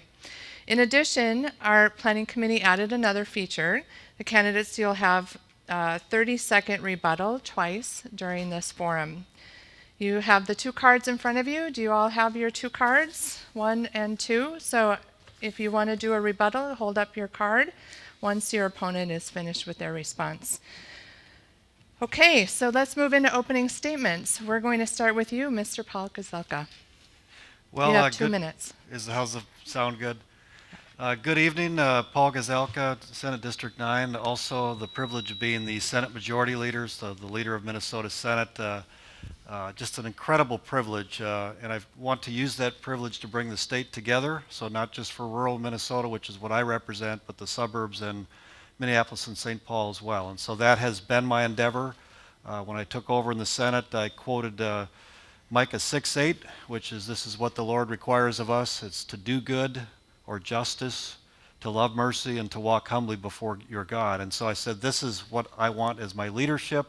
And to the Democrats who are now in the minority, I said, if I don't fulfill that, let me know. And so the Senate has worked amazingly well together. We're a cohesive group, and we frankly led, and the reputation at the Capitol is that we are the adults in the room when we're trying to find solutions. And finally, I'll just say, too, I'm endorsed by the NRA and GOCRA for guns, MCCL, which is pro-life, NFIB and Chamber are the 2 main business communities.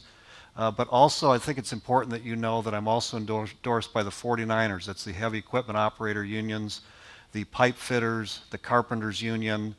And I say that because I've figured out how to bring the business community together and the trades community to make sure that we're creating jobs in Minnesota. If you have one and not the other, you're really not going to solve what you want to do. And finally, the Minnesota Police Officers Association endorsed me and worked with me as we worked through police accountability in one of the special sessions. So particularly proud of the groups that are behind me. There's quite a few others. Those are the ones I think really spell out the fact that I can build a broad coalition. And again, it's just a privilege to be here and to serve you as my constituents. Thank you. Mr. John Peters, you're up next with your opening remarks. I'm not quite as well known as Senator Gazelka here, so I'm just going to give a little bit about my life and where I'm from. I live in Browerville with my wife, who's a nurse, Kathy. Together we have 6 children and 8 grandchildren. Basically, I've been an award winner in teaching education. I've been an award winner on technical issues. I won the Governor Pawlenty Entrepreneur of the Year award a few years ago, or several years ago. One of the things is I'm basically a scientist. I base all of my decisions on facts. If the Republicans have a good idea, I'll listen to it. If the Democrats have a bad idea, I will look at it. Also the fact that I will also change my mind. If my first assumptions are wrong, I will then change my mind to go with what is right based on the facts. I have special interest in healthcare because of my personal relationships and problems, personal work in education, personal work on small business and farms, also on the environment, and then really would like to thank you for giving me a chance to give my ideas to all of you, both here and on Facebook. Thank you. Ms. Carrie Ruud, you are up next. 2 minutes for your opening statement. Thank you and good evening. I'm Senator Carrie Ruud from Breezy Point. I live right in the heart of Senate District 10. My husband and I have been small business owners for over 30 years in our community, and I'm the former mayor of the city of Breezy Point. My children went to Pequot School, and now I'm lucky to have my grandchildren close by, so they also attend Pequot Lake School. In the Senate, I'm the chair of the Natural Environment Committee and Legacy Finance. I serve on Veterans and Long-Term and Care and Aging, which is especially good for this district because Aitkin County has the highest median age of any county in the state of Minnesota. So seniors' issues are very important in this district. I am very vested into my community. My husband and I have been very involved for many years, and I really enjoy representing my community. And I have a litany of, like many people, of endorsements. But the best endorsement I can have is from the citizens of my district. Thank you. Thank you. Mr. Steve Samuelson, you have 2 minutes. Hi, everybody. Thanks for coming. My name is Stephen Samuelson. I was born and raised in Brainerd. My father and mother are right up there in the audience. My dad was a representative and the state senator here for a number of years, so I grew up around politics. And I've seen it kind of evolve over the last 50 years. It used to be a lot of fun, and it's getting kind of rankus, it seems like, lately. And I would like to, it's not bad on the state level. It's just this federal stuff makes people not want to be around politics, and it saddens me because I would like to see younger people get involved. It's really hard for people to want to work together when they just spent 6 months calling each other names. So I really don't care for being labeled either a Republican or a Democrat. Just a person who wants to represent all the people and do the best job you can. Everybody up here is in their heart. They want to do a good job and feel that they're doing whatever they think is right. So appreciate your time. Thank you. Thank you. We're going to move into the questions. Some of these questions may sound familiar. Our planning committee decided to keep the same questions for the reps and senators. So this first question goes to you first, Mr. Peters.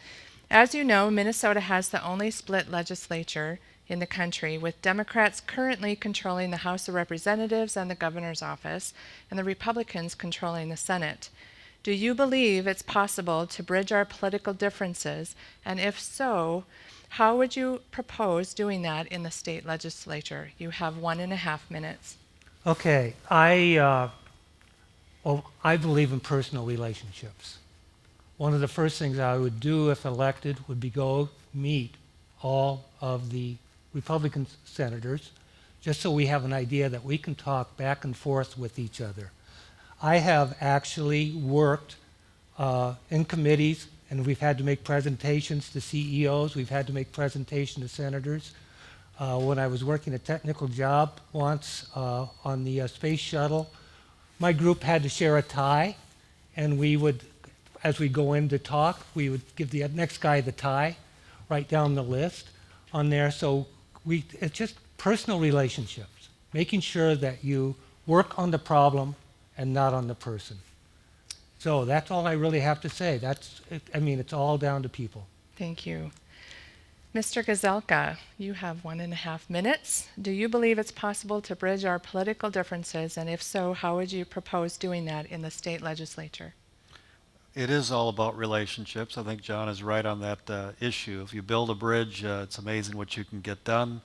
Last year, working with the governor in the House, we passed a 2-year budget, which is extremely difficult to do even if you're all on one side. This year we passed the police accountability bill. Frankly, it was myself working with Speaker Hortman, who's a Democrat, to get that done. But it is first about the relationship. Do you trust the person you're working with? Do you keep your word? Are you kind? I tell everybody I lead with kindness.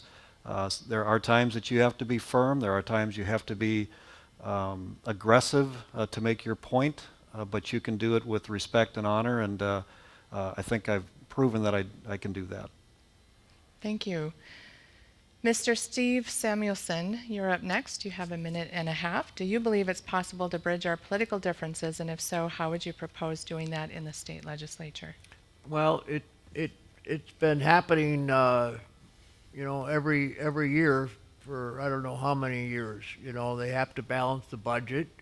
If it's one party that controls all aspects of it, they're going to be fighting amongst themselves, about what the priorities are.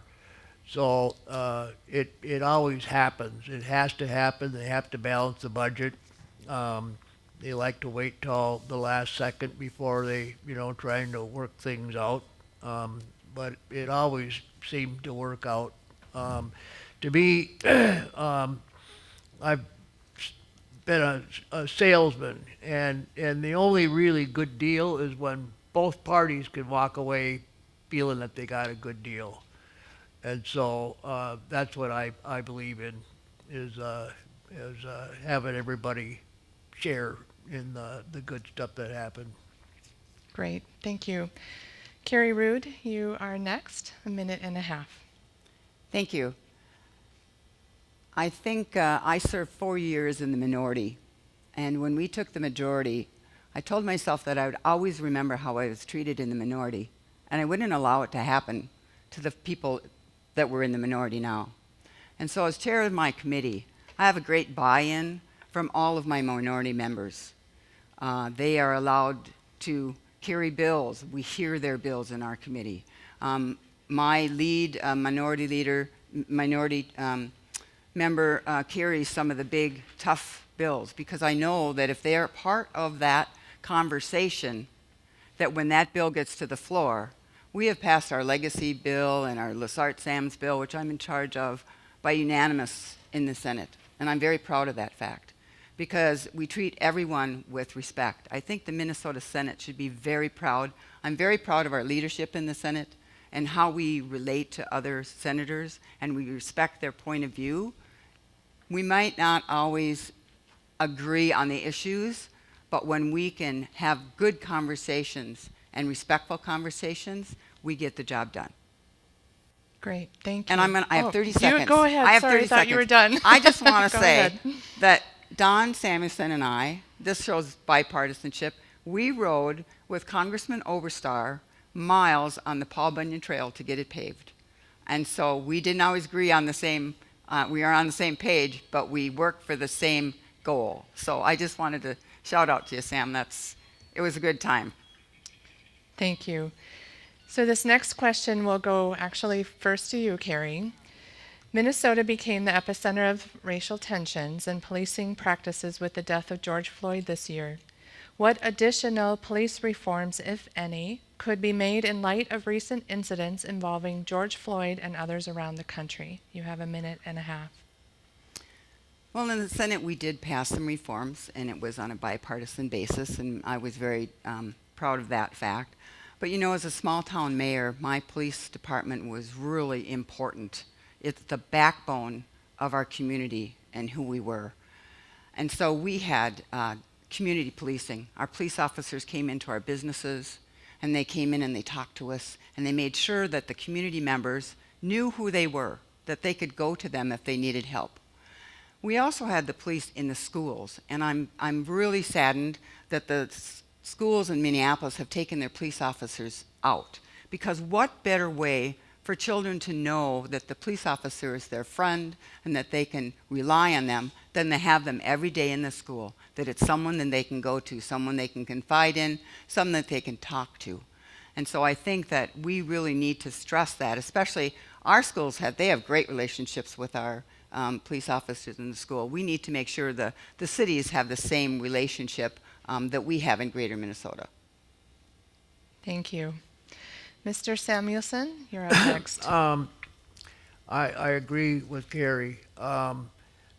Police officers have a very tough job, and I've always respected the police, even when I did something wrong and they were talking to me. You know, I don't know what they had to experience a half hour before I come along, you know, and so always been very respectful to the police, and I think that you know, community policing is the best thing that the police can do. We don't have people walking the beat, you know, up here.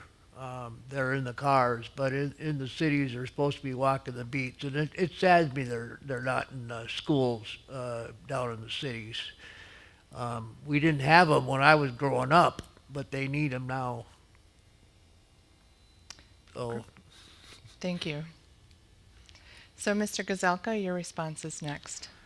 So this is something that I was very involved with and went into Minneapolis and St. Paul probably 8 to 10 times, sometimes anonymously and sometimes with groups to figure out what in the world's going on down there. But the number one first conclusion was I will never defund or dismantle the police, which is what all of the city of Minneapolis City Council wants to do. It's remarkable to me. They asked for 400 more police officers in January, and they didn't give them those. I think they gave them 14, and so they can't go out and develop relationships because they don't have adequate manpower.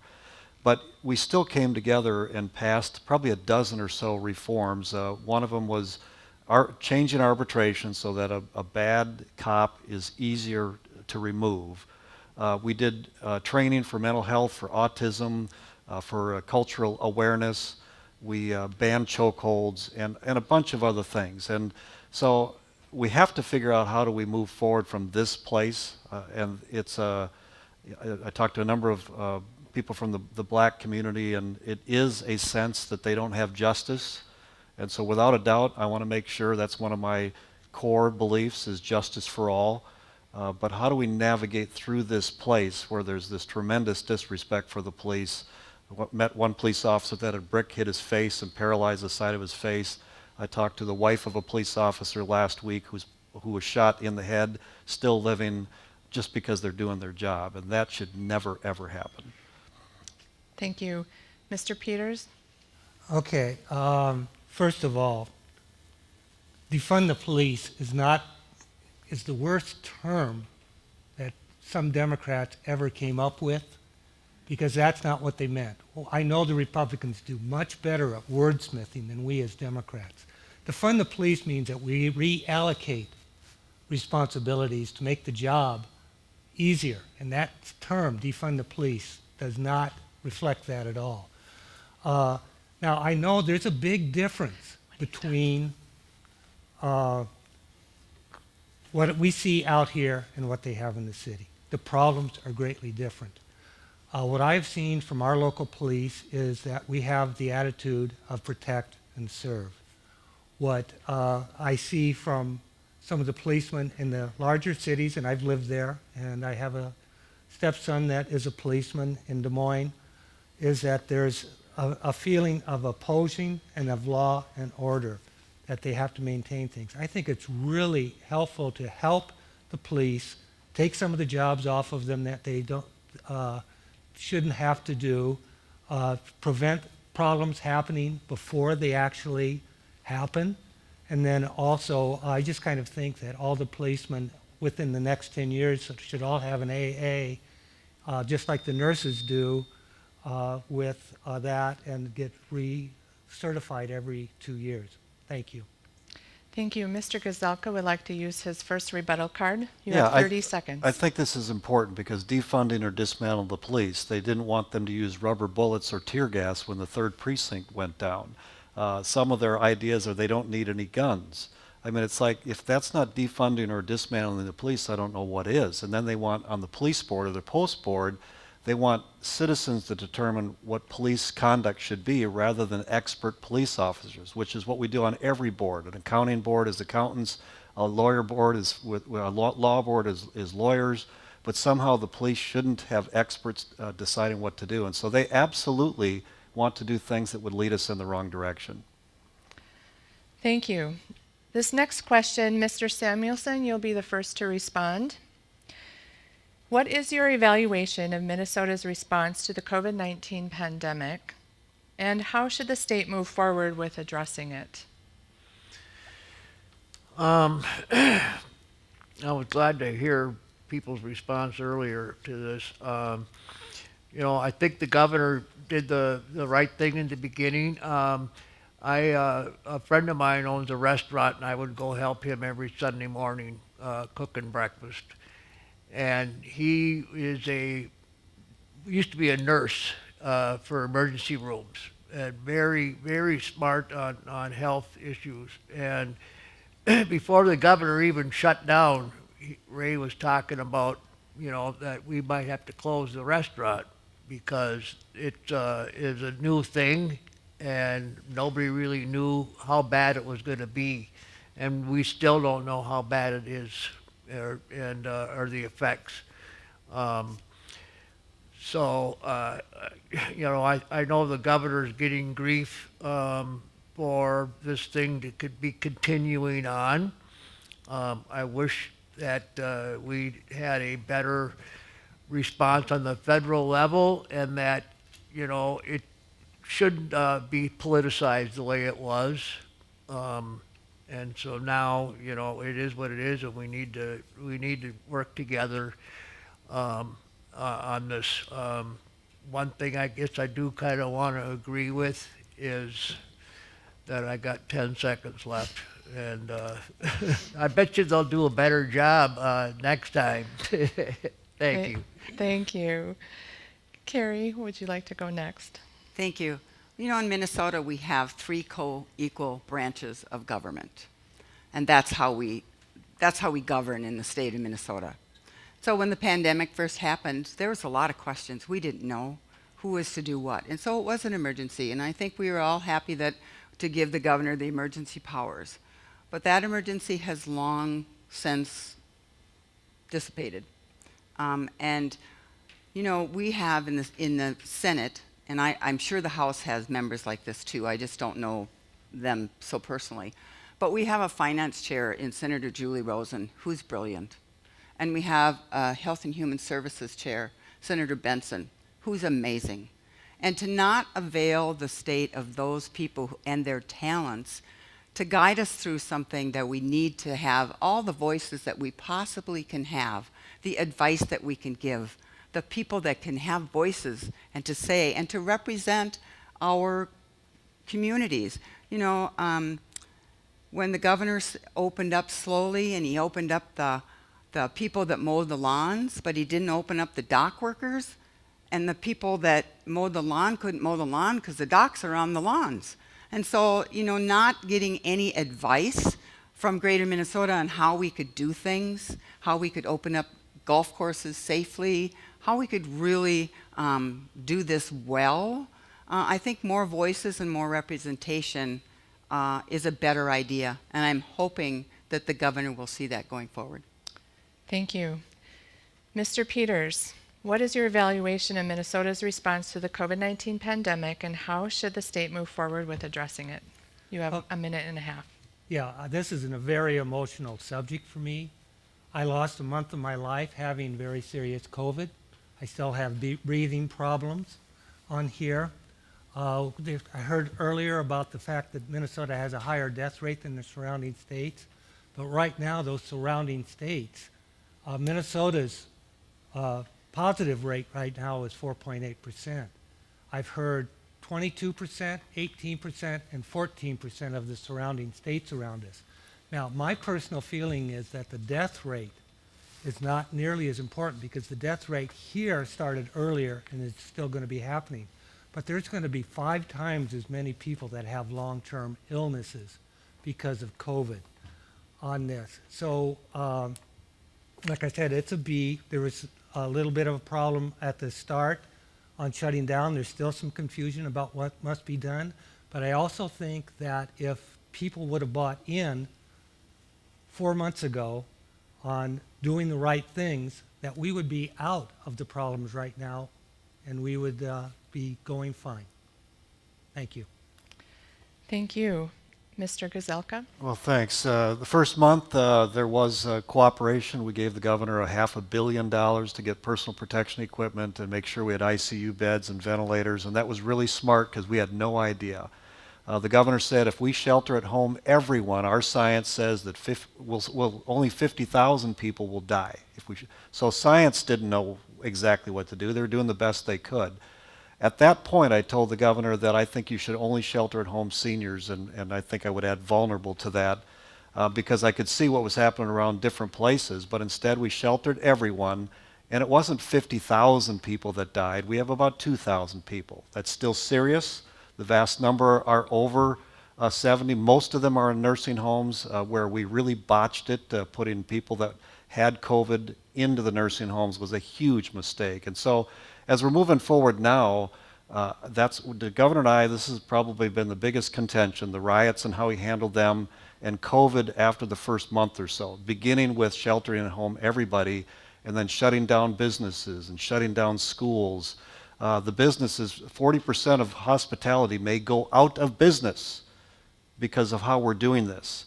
And looking at other states like Wisconsin and South Dakota that didn't do that, and those two states have lower death rates, and the fact that they're moving forward and have been okay as a result of how they're doing it is the part that we just need to pay attention. And then the other side of that is the economy. Those states don't have the debt that we now have because of the decision that the governor made. Thank you. Mr. Peters, you would like to use your first rebuttal Yeah, card? I would You have just 30 like to seconds. Huh? You have 30 seconds. Okay. I'd just like to say that the states around us are going to have the problem, plus the fact right now around 20% of the people that have COVID with serious conditions are under 40 years old. There's some studies that are really contradictory about young people, and I do know that the elementary kids probably will not show symptoms, but we do not know what's going to happen to these people in 5 years because they had COVID now with no symptoms. I know at least 2 people that had no symptoms are now showing problems with their breathing and with their balance. Thank you. I'd just like to remind the audience, if you haven't had a chance to write in your question, you certainly can still do that. We have people that can come around and get them, or if you need a card, just raise your hand. Those on Facebook, you can put your question in the comment, and we do have people monitoring that. So on to question number 4, Mr. Gazelka, you'll be the first to respond. After several years of budget surpluses, Minnesota is projected to have at least a $4.7 billion budget deficit in this fiscal period. This deficit will affect the lives of many Minnesotans. In your opinion, how should the state balance the budget? Well, first of all, we had a $2 billion surplus before the governor shut everything down, and now let's think about how much that has switched in that short period of time. In April, I told the governor, I think you need to cut each agency 5% right now. That would save $100 million a month, but they have not done that. Not April, not May, June, July, August, September. Now we're into October, and they're not reducing spending. The last time we had a big budget shortfall, each agency cut 5% in 2011. They did it willingly because of the situation we're in. So that still needs to be the step that we have to take. Here's the good news. I think we're going to get out of this quicker as people realize that we have to get back to work and figure out how to navigate our lives. The market's coming back as well. And so where we're at now versus back then in 2011 is every pot of money is full. All the reserves were full. Every pot is full. And so between reducing each agency 5% and looking through the pots of money, that's where I think we should go. What I refuse to do is raise taxes. We already are the second highest income tax rate in the country, second highest. We're very high up on the sales tax, very high up on gas tax. All the different taxes, we're already up on the top. So it's not about taxing your way out of this. We got to figure out how to do it better.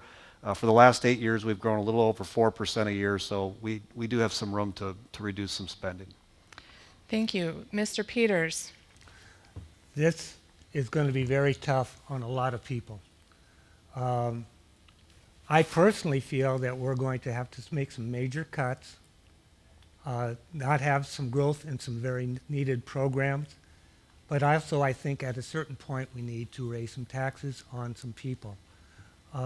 If I were to look at it, if we were to raise taxes for $100,000 for a single person in the state of Minnesota, 95% of the people wouldn't get their taxes raised.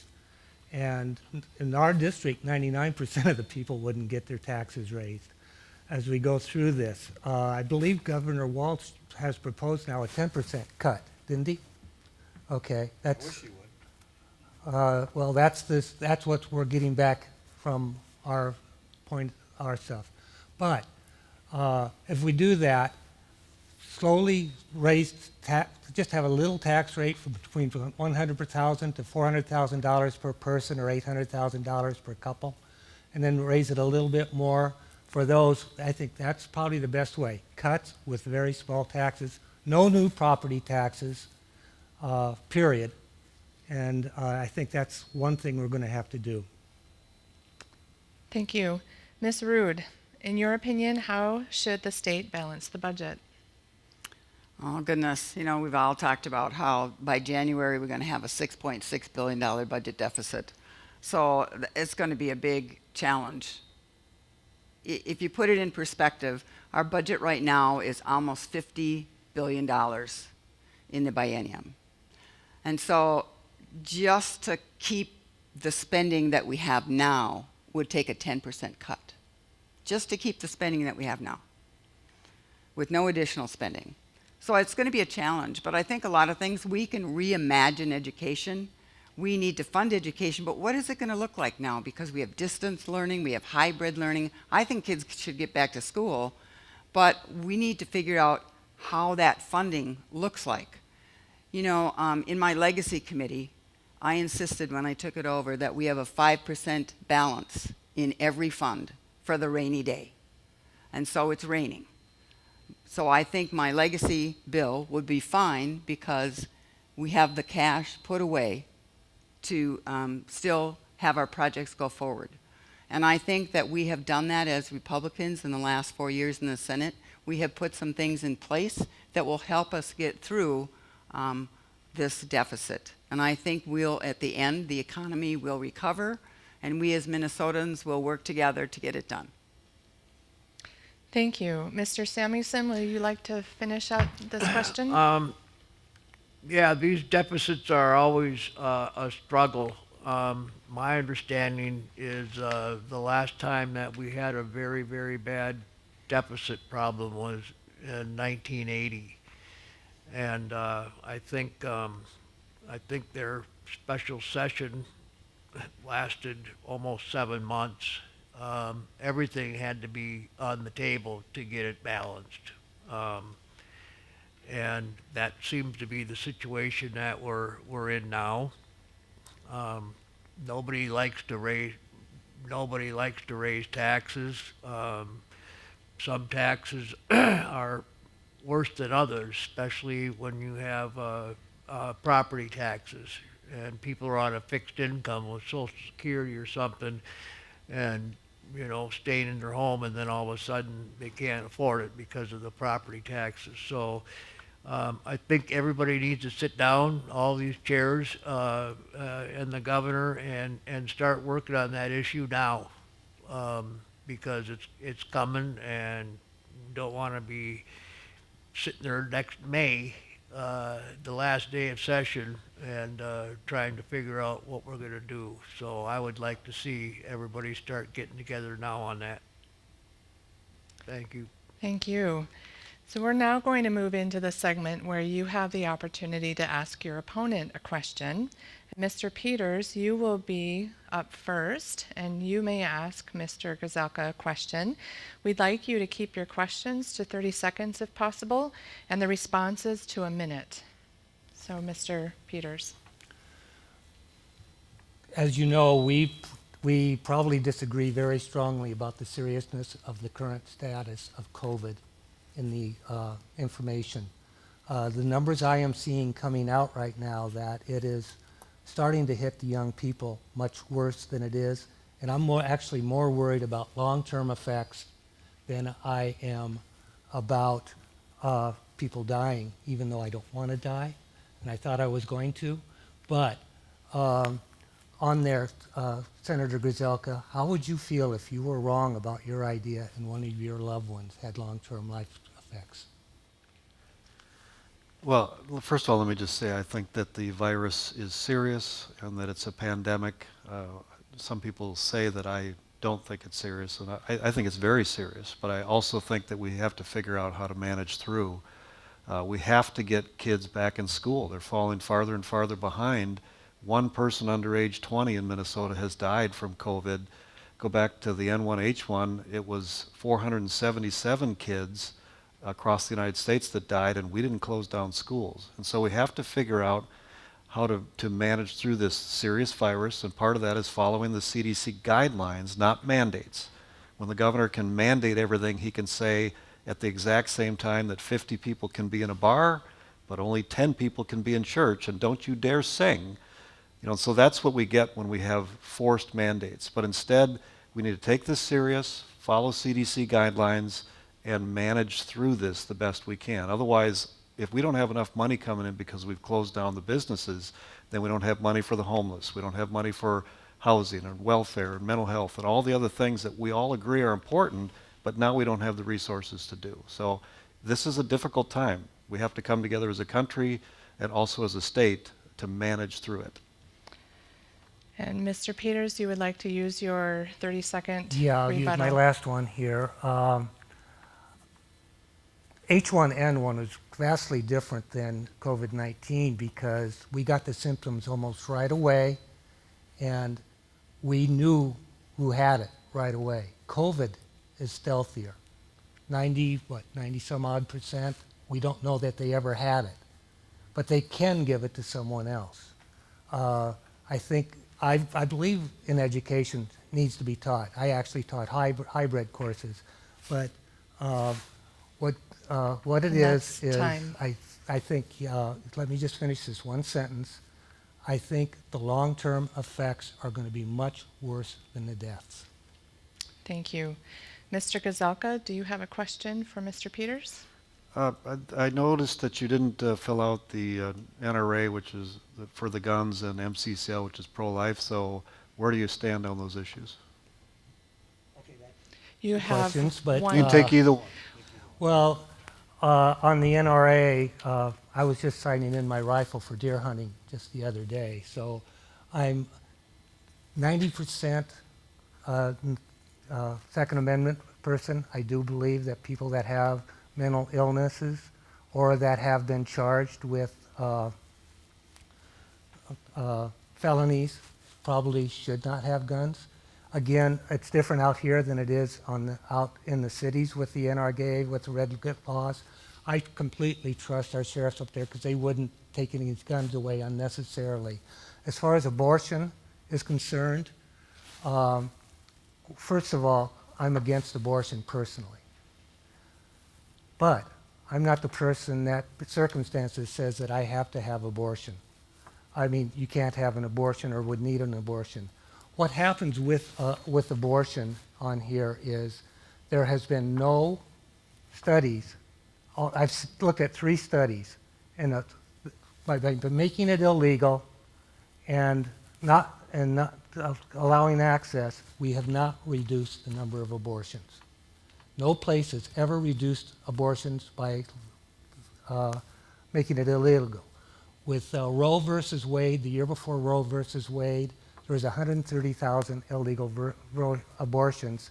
The next year, there was 18,000 illegal abortions. So that means that we did not put 112 ladies in distress. The big That's one, just time. one more thing. I'm sorry, that's Okay. time. We're moving on to Steve and Carrie. Steve, you get to ask a question first of Ms. Rude.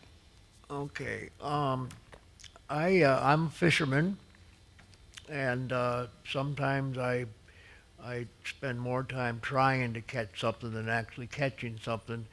But we have the DNR is putting muskies in Gull Lake, and I'm kind of curious about how they decide what they're going to do? Do they have to come to the legislature and ask them if they can do this, or do they just get to do whatever they feel like doing? Well, the Muscogee debate has taken up much time and much committee hearing at the legislature. But this is a program that was put in place many years ago. And it was, there was pilot programs on it, and there were studies done on it. And there was a goal to do X amount of lakes in so amount of time. Gull Lake was chosen because muskies are naturally breeding in Gull Lake. So many years ago, they dammed up Gull Lake, which took out the natural production of muskies in the lake.